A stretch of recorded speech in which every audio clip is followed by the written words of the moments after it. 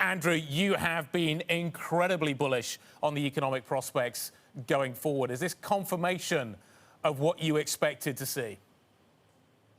Well, this is broadly in line with the expectations of Morgan Stanley's biotechnology team, and Morgan Stanley's economic forecasts had been assuming that we would see some success with these vaccine trials that were happening in November, and that would help with broader rollouts through the first half of next year. So, look, I mean, this is obviously very, very good news for not just market reasons, for public health reasons, and we hope that further data confirms what we've heard. But I do think broadly it still, I think, affirms the narrative that this is a market that is going to behave and should behave as an early cycle market, that a lot of the usual rules for markets following recessions we think can still apply, and that we think is was true before this news, but is certainly confirmed by this news, which I think should help support a feeling of normalcy as people look into next year.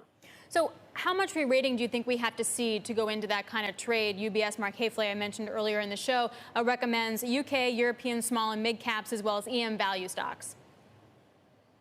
Yeah, so I mean, we thought that we were seeing enough already to go into these earlier cycle reflationary trades, and some of that was based on the confidence that our biotechnology team had that a vaccine would be successful. But I think it was also based on the relatively low valuations of many of these trades. If you think about U.S. small versus large caps, which is a trade that we like, it's still relatively cheap versus history. U.S. financials, which is a trade that we like, that has been a real underperformer, but very attractive valuations. Europe is a market that we're overweight.